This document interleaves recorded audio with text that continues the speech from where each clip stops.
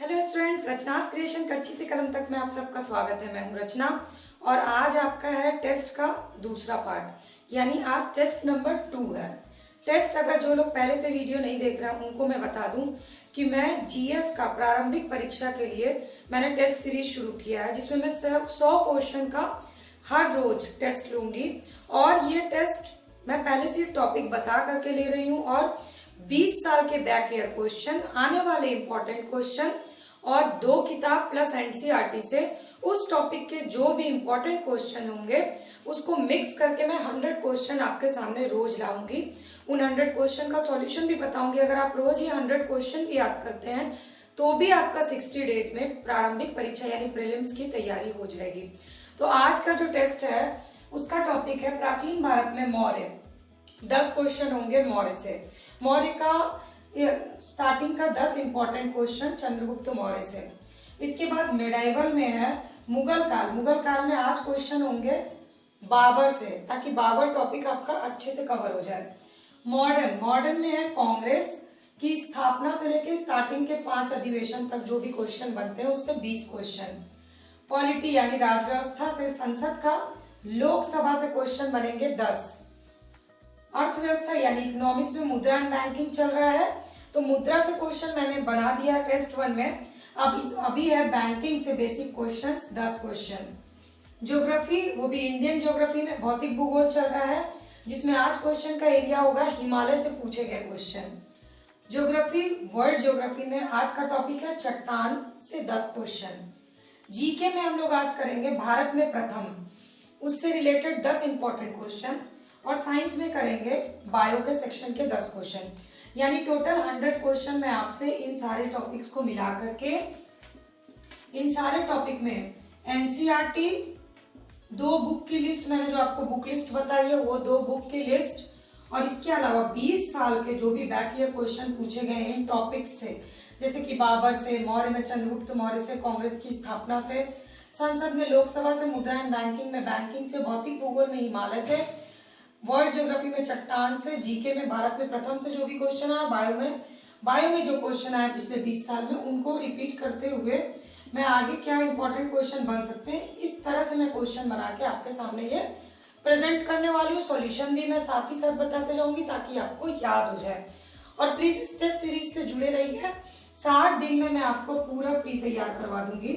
और बहुत से स्टूडेंट्स के मैसेज के बाद मैंने डिसाइड किया कि मैं वीक में एक दिन करंट अफेयर्स की क्लास लूंगी, वीकेंड पे लूंगी, और हम बैक डेट से शुरू करेंगे, सितंबर 2020 से शुरू करेंगे। तो करंट अफेयर्स की अलग सीरीज चलेगी वीकेंड में, और वीक डेज में आपको सारा सब्जेक्ट साथ में करना है।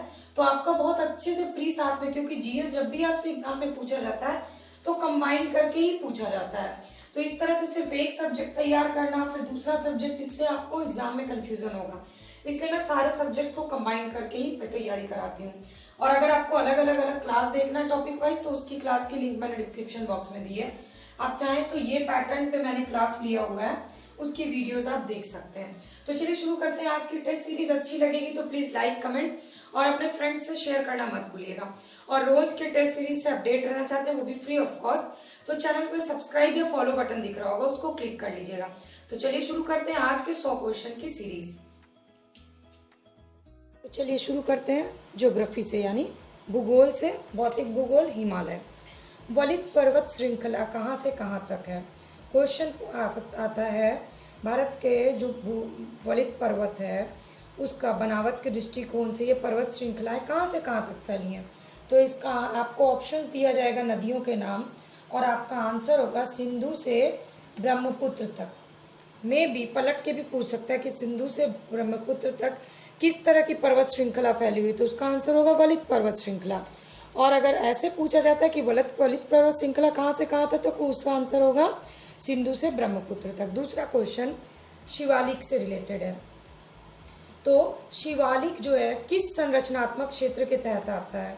तो हिमालय पर्वत को उसके निर्माण की आयु के आधार पर 4 तरह का संरचनात्मक क्षेत्र में बांटा गया है। आपको ऑप्शन दिया जाएगा उन चारों संरचनात्मक क्षेत्र का नाम, जैसे ट्रांस हिमालय, वृहद हिमालय, लघु हिमालय और बाह्य उप हिमालय। तो इसका आंसर होगा आपका बाह्य उप हिमालय। शिवालिक किस में आता है? बाह्य उप हिमालय में आता है। तिब्बत जो है वो ट्रांस में आता है। महान हिमालय बृहद हिमालय में आता है और मध्य हिमालय जो है वो लघु हिमालय की संरचना में आता है। विश्व की सर्वोच्च चोटी, जो कि बहुत बार पूछा गया है, तो एवरेस्ट विश्व की सर्वोच्च चोटी है। ये किस उसमें है? अगला क्वेश्चन एक और मैं बता ही देती हूँ आपको। महान हिमालय में है एवरेस्ट चोटी, जो कि विश्व की सर्वोच्च चोटी है। तो दो क्वेश्चन हो गए। एक तो पूछा जाएगा विश्व की सर्वोच्च चोटी कौन सी है, तो एवरेस्ट। दूसरा, एवरेस्ट चोटी हिमालय के किस भाग में है, तो महान हिमालय में है। इसके बाद विश्व की तीसरी सबसे ऊंची चोटी कौन सी है? क्यों तीसरी इंपॉर्टेंट है? क्योंकि उस चोटी का नाम है कंचनजंगा। ठीक है, नेपाल और तिब्बत की सीमा के आगे कंचनजंगा जो है हिमालय पर्वत श्रृंखला में स्थित विश्व की तीसरी सबसे ऊंची चोटी है।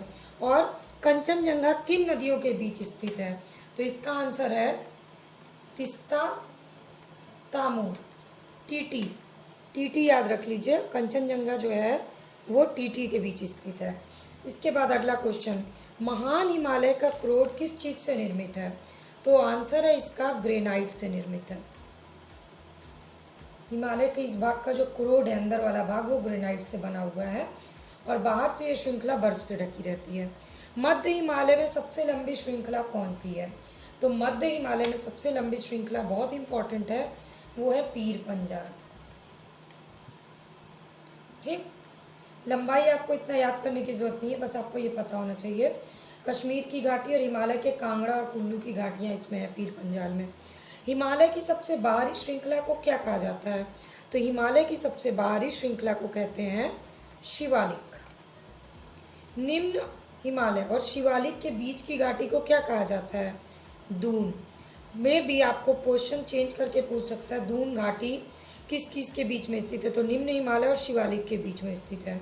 दून जैसे कि देहरादून है, कोटली दून है, पाटली दून है, ये सब उसी जगह पे स्थित है। सिंधु और तिस्ता के बीच के समतल मैदान को क्या कहा जाता है? ये पूछा गया क्वेश्चन, ये है भाबर।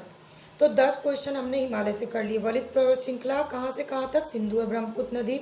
शिवालिक किस संरचनात्मक क्षेत्र में आती है? बाह्य उप हिमालय के क्षेत्र में। विश्व की सर्वोच्च चोटी एवरेस्ट। विश्व की तीसरी सर्वोच्च ऊंची चोटी कंचनजंगा। कंचनजंगा किन नदियों के बीच है? तिस्ता और तामूर। महान हिमालय का क्रोड किससे बना है? ग्रेनाइट। मध्य हिमालय में सबसे लंबी श्रृंखला पीर पंजाल। हिमालय की सबसे बाहरी श्रृंखला शिवालिक। निम्न हिमालय और शिवालिक के बीच की घाटी को कहते हैं दून। सिंधु और तिस्ता के बीच के मैदान को कहते हैं भाबर। अब चढ़ते हैं वर्ल्ड ज्योग्राफी चट्टान। चलिए, तो अब वर्ल्ड ज्योग्राफी में 11 नंबर क्वेश्चन से कर रहे हैं हम लोग। चट्टानों के अध्ययन को क्या कहते हैं? तो जब चट्टानों का अध्ययन किया जाता है उस अध्ययन को कहते हैं पेट्रोलॉजी। ओके, तो पेट्रोलॉजी हो गया चट्टानों का निर्माण, उससे रिलेटेड कोई भी अध्ययन। मैग्मा और लावा से कौन सी चट्टान बनती है? यानी मैग्मा और लावा से किस चट्टान का निर्माण होता है? तो इसका आंसर है आग्नेय चट्टान का निर्माण होता है, पृथ्वी के आंतरिक भाग के मैग्मा और लावा से। और जो ये आग्नेय चट्टान है, थोड़ी और चीज़ें बता देती हूँ, ये रवेदार होती हैं और इसमें परत नहीं होती है और इसमें जीवाश्म भी नहीं होता है, इसलिए आग्नेय चट्टान की 3 क्वालिटी को आपको याद रखना है। इसके बाद ज्वालामुखी क्रिया से किस चट्टान का संबंध होता है? तो इसका भी आंसर है आग्नेय चट्टानों का संबंध ज्वालामुखी क्रिया से होता है, क्योंकि जैसे ही आप मैग्मा और लावा देखेंगे तो भी आप कंक्लूजन निकाल सकते हैं। इसके बाद इसमें पानी कम होता है। फिर 14वां क्वेश्चन है प्राथमिक सेल किसे कहते हैं? तो इसका आंसर भी है आग्नेय चट्टानों को। आग्नेय चट्टानों को प्राथमिक सेल कहा जाता है। ये बहुत इंपॉर्टेंट क्वेश्चन है। थोड़े से आग्नेय चट्टान के एग्जाम्पल याद कर लीजिए आप लोग। ग्रेनाइट जो होता है ना, वो आग्नेय चट्टान का एग्जाम्पल है। ग्रेनाइट और बेसाल्ट ये पूछा जाता है, इसलिए मैं अलग से आपको बता दे रही हूँ। इसके बाद 15वां क्वेश्चन संवहन और निक्षेप के द्वारा किस चट्टान का निर्माण होता है? संवहन और निक्षेप जो है ना, ये बहिर्जनित यानी बाहर से प्रभावित होने वाले कारक हैं। जैसे आग्नेय चट्टान अंदर से प्रभावित होने कारक है, यानी मैग्मा और लावा निकला। संवहन और निक्षेप बाहर से प्रभावित होने वाले कारक हैं, इससे निर्माण होता है अवसादी चट्टान का। ठीक है, तो अवसादी चट्टान बाहरी प्रभावित है। इसका एक एग्जाम्पल याद कर लीजिए, उसको बोलते हैं बालुकाश्म। थोड़ा थोड़ा ये साथ में मैं एक एक क्वेश्चन एक्स्ट्रा भी बता दूंगी। हमारे भूपृष्ठ का 75% भाग किस चट्टान का है? तो इसका भी आंसर है अवसादी चट्टान। ठीक, अवसादी चट्टान से रिलेटेड और क्वेश्चन आपको याद करना है कि अवसादी चट्टान कौन कौन से होते हैं, जैसे कि बलुआ पत्थर है, चूना पत्थर है, कोयला है, ये सब अवसादी चट्टान है। अब तीसरा है रूपांतरित चट्टान का निर्माण किस चट्टान के परिवर्तन से होता है? तो इसका आंसर होगा आपका आग्नेय चट्टान के परिवर्तन से रूपांतरित चट्टान का निर्माण होता है। इसके बाद अगला क्वेश्चन, चूना पत्थर रूपांतरित होकर क्या बन जाता है? इसकी बड़ी लंबी लिस्ट, आपको पूरी लिस्ट नहीं याद करनी है, इसलिए जो क्वेश्चन इंपॉर्टेंट है मैं वही बता रही हूँ आपको। चूना पत्थर रूपांतरित होकर बनता है संगमरमर। बलुआ पत्थर रूपांतरित होकर क्या बनता है? तो बलुआ पत्थर रूपांतरित होकर बनता है क्वार्ट्जाइट। क्वेश्चन है रूपांतरित चट्टान का उदाहरण इनमें से कौन कौन सा है? तो ऑप्शन दिया है संगमरमर, क्वार्ट्जाइट, स्लेट और ग्रेनाइट। तो आप ग्रेनाइट को याद कर लीजिए कि ये ग्रेनाइट जो है ना आग्नेय चट्टान है, इसलिए मैंने आपको स्टार्टिंग में ही बता दिया। ग्रेनाइट और बेसाल्ट ये आग्नेय चट्टान है, बलुकाष्म जो है अवसादी चट्टान है, चूना पत्थर, बलुआ पत्थर, ये जो है ये सारे हो गए रूपांतरित चट्टान। तो फिर से रिपीट कर देती हूँ, चट्टानों के अध्ययन को क्या कहते हैं? पेट्रोलॉजी। मैग्मा और लावा से कौन सा चट्टान बनता है? आग्नेय चट्टान। ज्वालामुखी क्रिया से किस चट्टान का संबंध होता है? आग्नेय चट्टान। प्राथमिक शैल किसे कहते हैं? आग्नेय चट्टान को, जैसे कि ग्रेनाइट, बेसाल्ट। संवहन और निक्षेप जैसे बहिर्गमन कारणों से किस चट्टान का निर्माण होता है? अवसादी। हमारे भूपृष्ठ का 75% कौन सा चट्टान है? अवसादी। रूपांतरित चट्टान किस चट्टानों के रूपांतरित होने से बनते हैं? आग्नेय चट्टान के। चूना पत्थर रूपांतरित होकर क्या बनता है? संगमरमर। बलुआ पत्थर रूपांतरित होकर क्या बनता है? क्वार्ट्जाइट। रूपांतरित चट्टान का उदाहरण कौन सा नहीं होता है? तो ग्रेनाइट। कौन कौन सा होता है? संगमरमर, क्वार्ट्जाइट और स्लेट। अब हम लोग चलते हैं इकोनॉमिक्स के क्वेश्चन बैंकिंग में। तो अब है इकोनॉमिक्स का क्वेश्चन, और इकोनॉमिक्स के क्वेश्चन में आज है बैंकिंग। मुद्रा के बारे में पिछले टेस्ट में मैंने क्वेश्चन पूछे थे, अब है बैंक से रिलेटेड क्वेश्चन। तो बैंकों के राष्ट्रीयकरण की शुरुआत कब हुई? तो इसका आंसर है 19 जुलाई 1969 को। भारतीय बैंक के इतिहास में ये बड़ी घटना थी। 19 जुलाई 1969 को 14 बैंक के उसकी जमा राशि 50 करोड़ और उससे अधिक थी, उसका मिला करके राष्ट्रीयकरण कर दिया गया। इसके बाद हिल्टन यंग समिति किस चीज़ से संबंधित है? तो भारत में केंद्रीय बैंक की गठन के अवसर पे 1926 में गठित की गई हिल्टन यंग समिति, ये आरबीआई से संबंधित है। तो हिल्टन यंग संबंधी क्या है? बैंकों से संबंधित है, बैंकों के राष्ट्रीयकरण से संबंधित समिति है हिल्टन यंग समिति। इसके बाद आरबीआई में स्वतंत्र भारत के पहले गवर्नर कौन बने? तो स्वतंत्र भारत के पहले गवर्नर बने थे सीडी देशमुख। ये क्वेश्चन बहुत इंपॉर्टेंट है। इसके बाद आरबीआई के कार्य कौन कौन से थे? तो आरबीआई का कार्य है नोटों का निर्गमन, सरकार के बैंक के रूप में कार्य करना और बैंकों के बैंक के रूप में काम करना। ये तीन काम जो है ये आरबीआई का मुख्य काम है। और चौथा काम है शाख नियंत्रण। तो ये चारों काम आप याद कर लीजिए। आरबीआई के कार्य कौन कौन से हैं? नोट का निर्गमन, बैंकों का बैंक, सरकार का बैंक और शाख का नियंत्रण करना। इसके बाद अगला क्वेश्चन है, अपनी सभी जमाओं का वह अनुपात जो वाणिज्यिक बैंकों को आरबीआई के पास जमा करना होता है, यानी मांग जमा सावधि जमा, ये इस दर को क्या कहते हैं? तो इसको बोलते हैं सीआरआर। मांग जमा सावधि जमा लिंक है किससे, किस दर से? तो सीआरआर से, यानी नगद आरक्षित अनुपात, कैश रिजर्व बोलते हैं सीआरआर। ये सभी जमा, मांग जमा और सावधि जमा का अनुपात होता है। इसके बाद सीआरआर में अगर वृद्धि होती है तो बैंकों के पास तरलता में क्या होता है? तो बैंकों की तरलता में कमी आती है, यानी नगद आरक्षित अनुपात अगर बढ़ता है तो तरलता में कमी आ जाती है। ये बहुत बार पूछा गया है। अगला क्वेश्चन है, सरकारी प्रतिभूति, स्वर्ण और नकदी, बैंकों की समग्र जमा का वह अनुपात जिसमें सरकारी प्रतिभूति, स्वर्ण, नकदी जैसी वस्तुएं रखना होता है, उसको कौन सी क्या कहा जाता है? तो वो है एसएलआर, सांविधिक तरलता अनुपात, एसएलआर। तो सरकारी प्रतिभूति, स्वर्ण और नकदी अगर पूछता है तो एसएलआर है, और मांग जमा सावधि जमा पूछता है तो सीआरआर है। इसके बाद अगला क्वेश्चन है, वह दर जिस पर आरबीआई वाणिज्यिक बैंकों को आरबीआई अल्पकालिक ऋण देती है। तो अल्पकालीन ऋण देती है किस दर पे, वो दर होती है रेपो दर। ठीक है।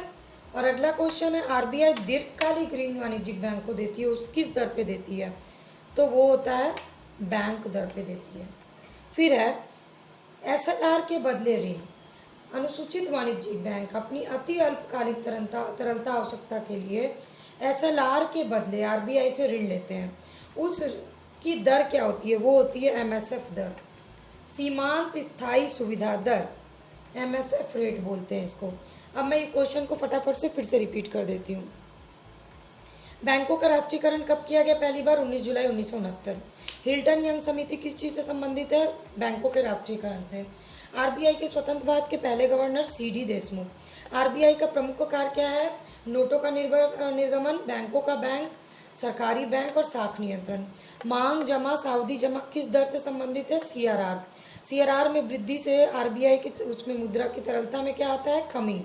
सरकारी प्रतिभूति स्वर्ण और नकदी किस दर से ली जाती है, एसएलआर। आरबीआई जो अल्पकालिक ऋण देती है किस दर पे देती है, रेपो दर पे। और आरबीआई जो दीर्घकालिक ऋण देती है वो देती है बैंक दर पे।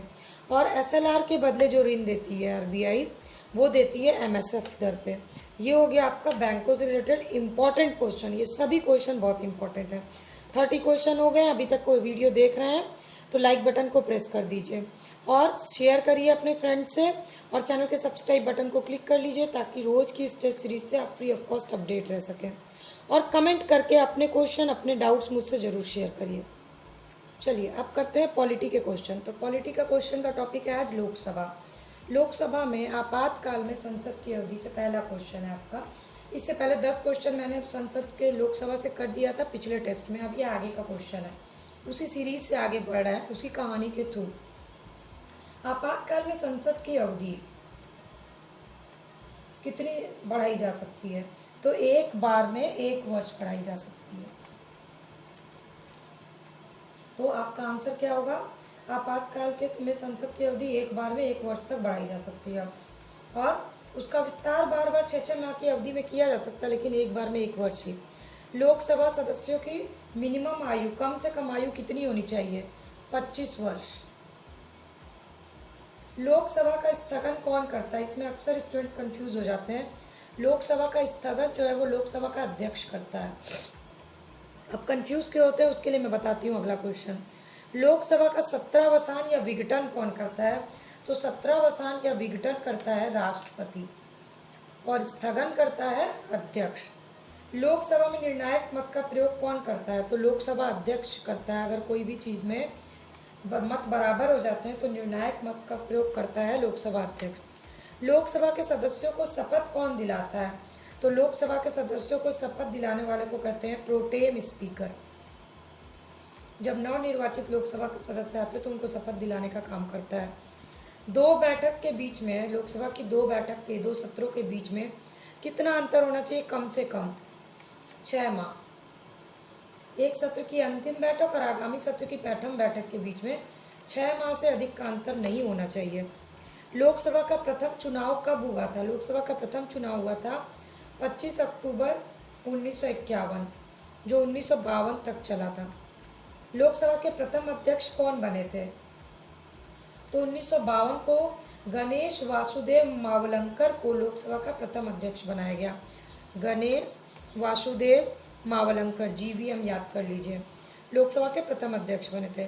लोकसभा के प्रत्याशी अपनी जमानत को खो देता है यदि उसे प्राप्त ना हो कितना मत, तो अगर लोकसभा चुनाव में यदि उसको वैध मत का 1/6 भाग प्राप्त नहीं हो पाता है तो उम्मीदवार की जमानत राशि जब्त हो जाती है और अपनी जमानत खो बैठता है। ये क्वेश्चन बहुत बार पूछा गया, फिर से रिपीट कर देती हूँ फटाफट से। आपातकाल में संसद की अवधि मैक्सिमम कितनी बढ़ाई जा सकती है, 1 वर्ष। लोकसभा सदस्यों की आयु मिनिमम कितनी होनी चाहिए, 25 वर्ष। लोकसभा का स्थगन कौन करता है, लोकसभा का अध्यक्ष। लोकसभा का 17वां या विघटन कौन कर सकता है, राष्ट्रपति। लोकसभा में निर्णायक मत का प्रयोग कौन करता है, लोकसभा का अध्यक्ष। लोकसभा के सदस्यों को शपथ कौन दिलाता है, प्रोटेम स्पीकर। लोकसभा की 2 बैठक के बीच में कितना अंतर हो सकता है, मैक्सिमम 6 माह। लोकसभा का प्रथम चुनाव कब हुआ, 25 अक्टूबर 1951 को। लोकसभा के प्रथम अध्यक्ष कौन बने, गणेश वासुदेव मावलंकर। लोकसभा प्रत्याशी की जमानत राशि वो खो देता है कितना % मत नहीं मिलने पे, तो टोटल वैध मत का 1/6 भाग प्राप्त नहीं होने पर जमानत राशि खो देता है। अब आगे भी हम लोग इसी टॉपिक को कंटिन्यू रखेंगे। आज तो ये 10 क्वेश्चन हमने कर लिए। अब है साइंस का क्वेश्चन, वो भी बायो का क्वेश्चन। तो सबसे पहला क्वेश्चन जो इम्पोर्टेंट है, मधुमक्खी पालन के अध्ययन को क्या कहा जाता है? तो मधुमक्खी पालन के अध्ययन को कहा जाता है एपीकल्चर। रेशम कीट के अध्ययन को क्या कहा जाता है? रेशम कीट के अध्ययन को कहा जाता है सेरीकल्चर। तो 100 से सिल्क होता है, रेशम होता है, याद रखिएगा सेरीकल्चर। एपीकल्चर हो गया मधुमक्खी का। इसके बाद मत्स्य पालन के अध्ययन को कहा किया जाता है पीसी कल्चर। तो जब भी हम मछली बनाते हैं तो मसाला पीस के बनाते हैं, यह है कोड। तो मत्स्य पालन के अध्ययन को कहते हैं पीसी कल्चर। पुष्प अध्ययन को क्या कहा जाता है? एंथ्रोलॉजी। फूलों के अध्ययन को कहा जाता है एंथ्रोलॉजी। और इसके बाद है मछलियों का अध्ययन क्या कहा जाता है? मतलब स्पेशली सिर्फ मछलियों का अध्ययन के लिए इकेथियोलॉजी कहा जाता है। इकेथियो। ये 5 अध्ययन आपके लिए इंपॉर्टेंट है। मधुमक्खी, रेशम, मत्स्य, पुष्प और मछली। जीवन की सबसे छोटी इकाई किसे कहते हैं? तो सेल को कहते हैं, यानी कोशिका को कहते हैं। सबसे लंबी कोशिका कौन सी होती है? तो कोशिका, सबसे लंबी कोशिका होती है तंत्रिका तंत्र की। ठीक है। कोशिका का शक्ति केंद्र किसे कहा जाता है? तो कोशिका का शक्ति केंद्र कहा जाता है, ये बहुत बार ये क्वेश्चन पूछा गया है, माइटोकॉन्ड्रिया को।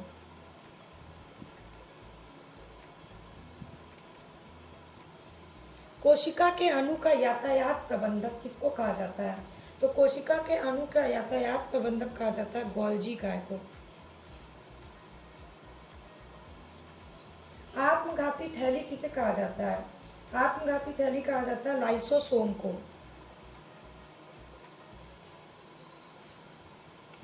पत्ती का रंग पीला किसके कारण होता है? पत्ती का रंग पीला होता है उसमें जब कैरोटीन का निर्माण होता है।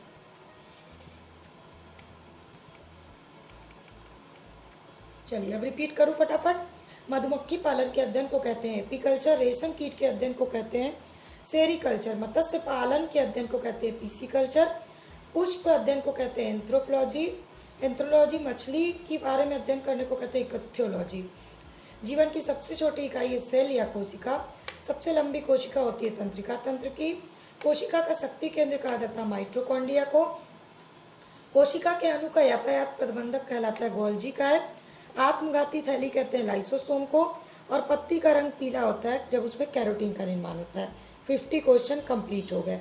अब हम लोग करेंगे ancient history 10, medieval history 10, modern history 20, GK के 10 क्वेश्चन, 50 क्वेश्चन और।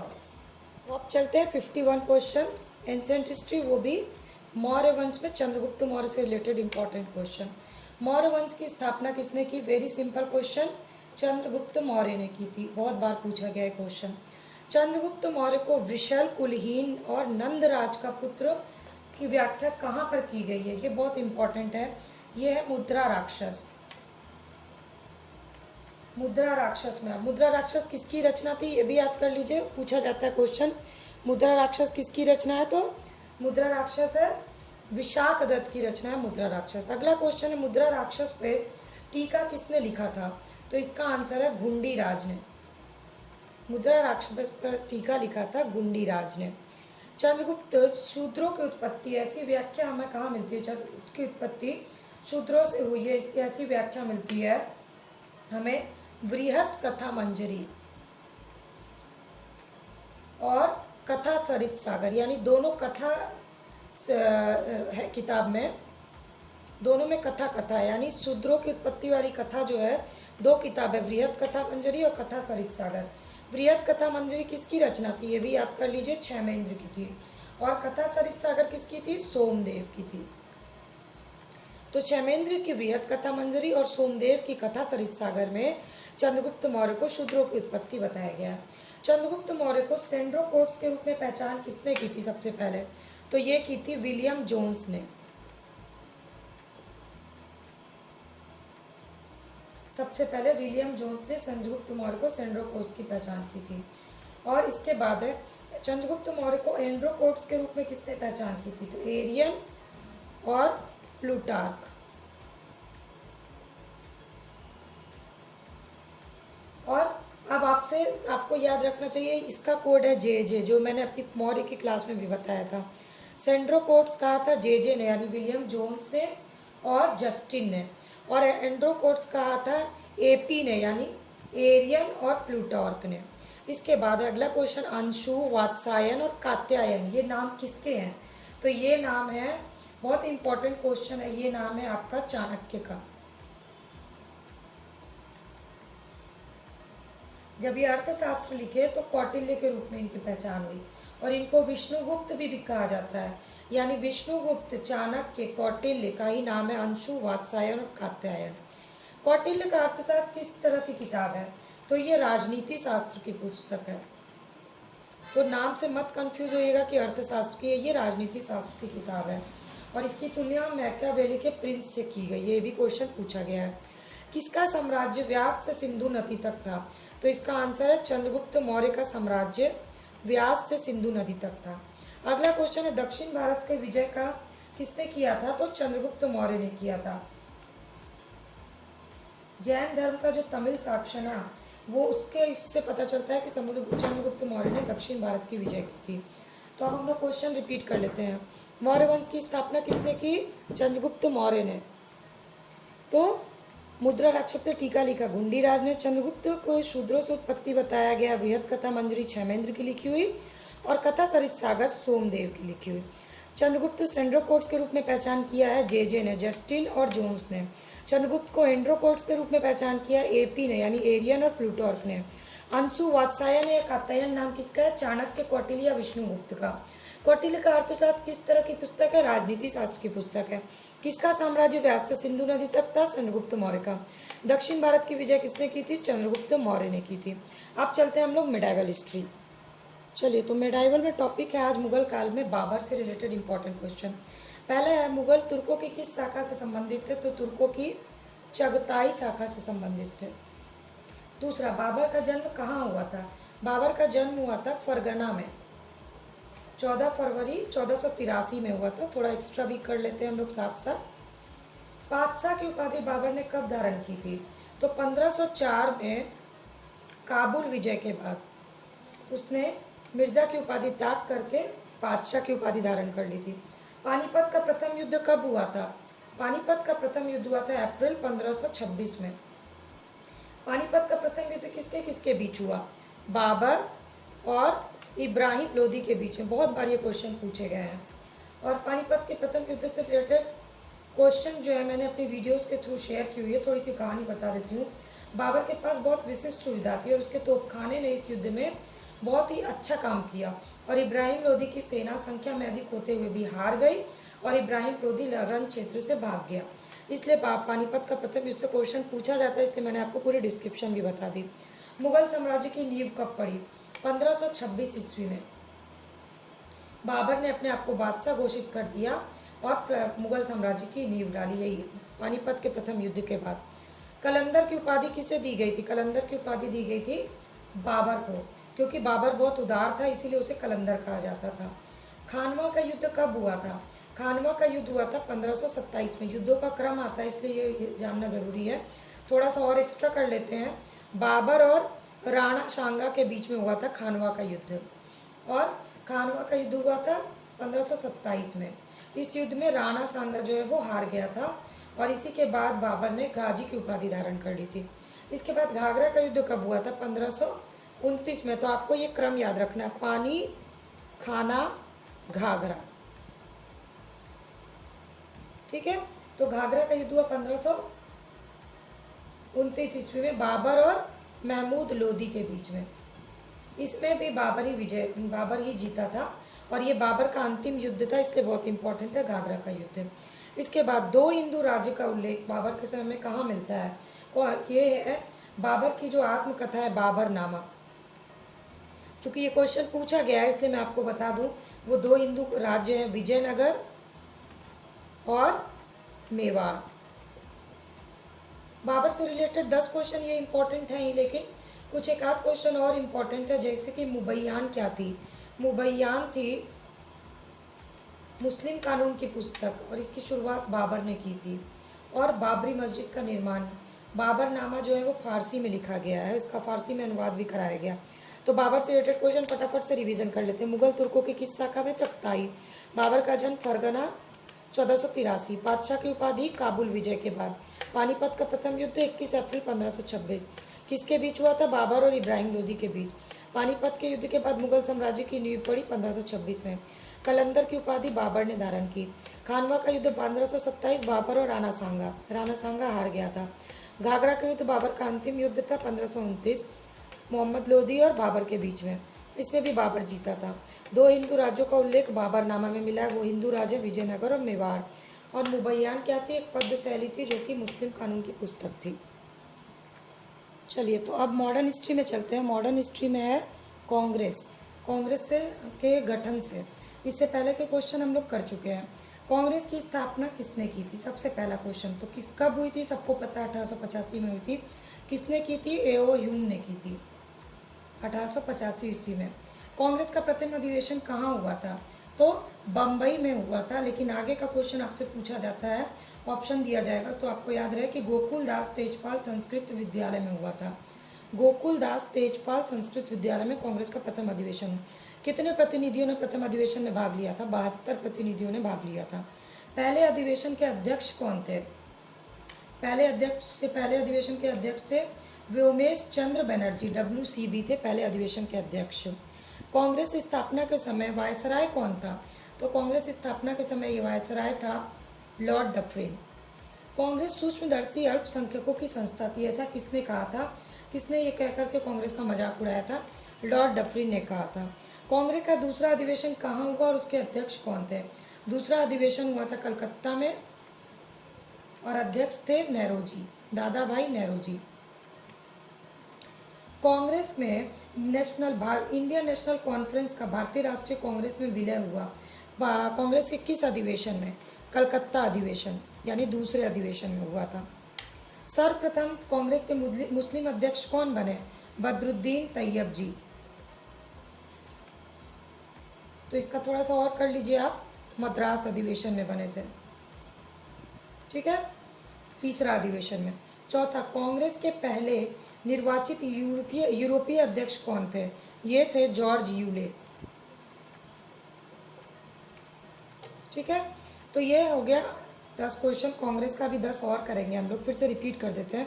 कांग्रेस की स्थापना किसने की है? ओ ह्यूम ने 1885 में। प्रथम अधिवेशन कहाँ हुआ था? बम्बई में गोकुल दास तेजपाल संस्कृत विद्यालय में। कितने प्रतिनिधियों ने भाग लिया था? 72। पहले अधिवेशन के अध्यक्ष कौन थे? WC बनर्जी।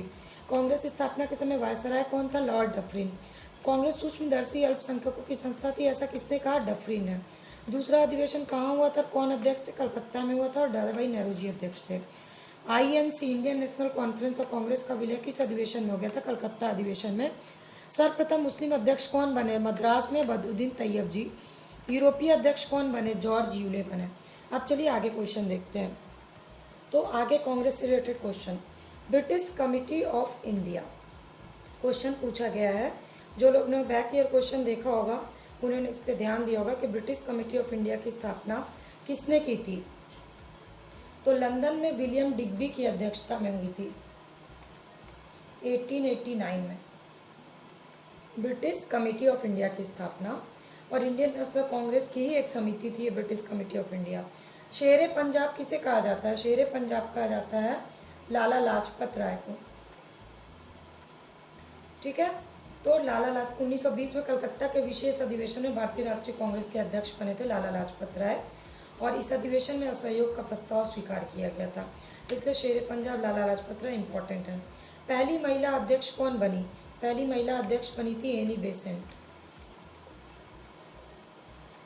आयरलैंड कुल की थी, थियोसोफिकल सोसाइटी की प्रधान थी एनी बेसेंट, और एनी बेसेंट ने होम रूल लीग का गठन किया था। भारतीय राष्ट्रीय कांग्रेस की पहली महिला अध्यक्ष बनी थी 1917 में।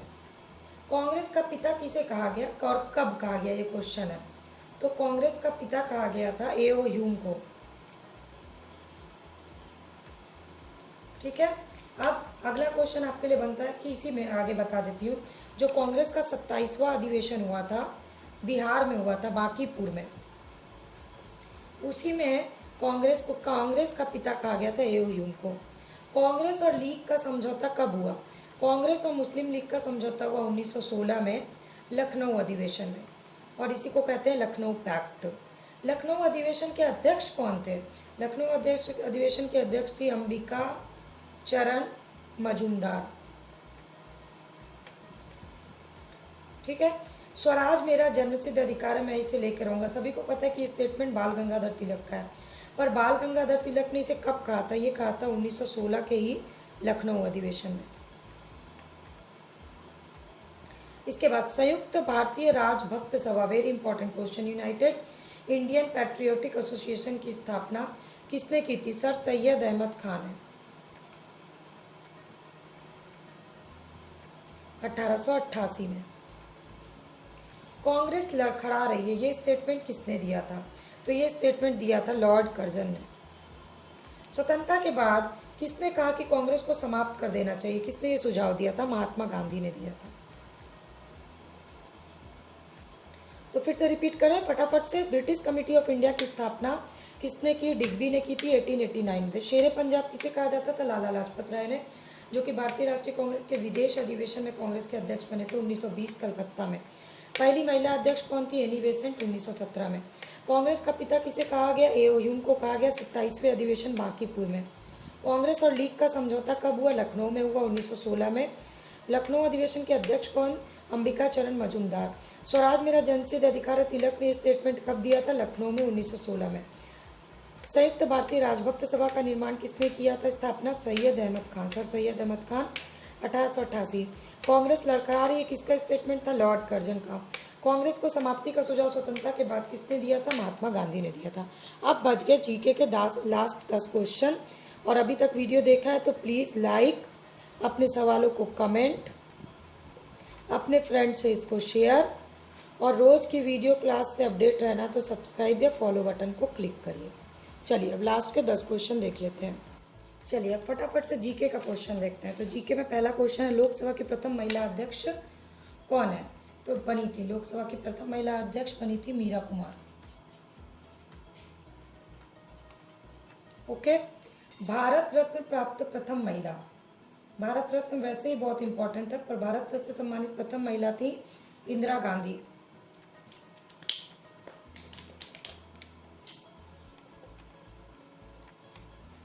ओके। तो ये मैं वही क्वेश्चन बता रही हूँ जो आपके लिए इंपॉर्टेंट हो सकता है। ओलंपिक पदक प्राप्त करने वाली प्रथम महिला, ये है कर्णम मल्लेश्वरी। ओलंपिक पदक प्राप्त करने वाली प्रथम महिला, इनको कांस्य पदक मिला था, लेकिन ये प्रथम महिला इसलिए इंपॉर्टेंट है। साहित्य अकादमी पुरस्कार पाने वाली प्रथम महिला, तो साहित्य अकादमी के लिए है अमृता प्रीतम। अब आगे, प्रथम परमाणु रिएक्टर हमारे भारत का कौन सा है? तो प्रथम परमाणु रिएक्टर हमारे भारत का अप्सरा। हमारे भारत का प्रथम आणविक केंद्र कौन सा है? प्रथम आणविक केंद्र है तारापुर में। भारत का प्रथम विश्वविद्यालय, बहुत ही आसान क्वेश्चन लेकिन बहुत बार पूछा गया है, नालंदा विश्वविद्यालय। भारत का प्रथम समाचार पत्र बंगाल गजट। भारत की पहली बोलती फिल्म आलम आरा। भारत का पहला ओपन विश्वविद्यालय, खुला विश्वविद्यालय, आंध्र प्रदेश खुला विश्वविद्यालय। अब फटाफट से रिपीट कर लेते हैं। लोकसभा की प्रथम महिला अध्यक्ष मीरा कुमार। भारत रत्न प्राप्त प्रथम महिला इंदिरा गांधी। ओलंपिक पदक प्राप्त प्रथम महिला कर्णम मल्लेश्वरी। साहित्य अकादमी प्रथम महिला अमृता प्रीतम। प्रथम परमाणु रिएक्टर अप्सरा। प्रथम आणविक केंद्र तारापुर। प्रथम विश्वविद्यालय नालंदा विश्वविद्यालय। प्रथम समाचार पत्र बंगाल गजट। प्रथम बोलती फिल्म आलम आरा। प्रथम open university Andhra Pradesh open university. तो हो गया आज का 100 क्वेश्चन कंप्लीट। अब आप मुझे अपना कमेंट करके बताइएगा कि आपको ये सीरीज़ कैसा लगा।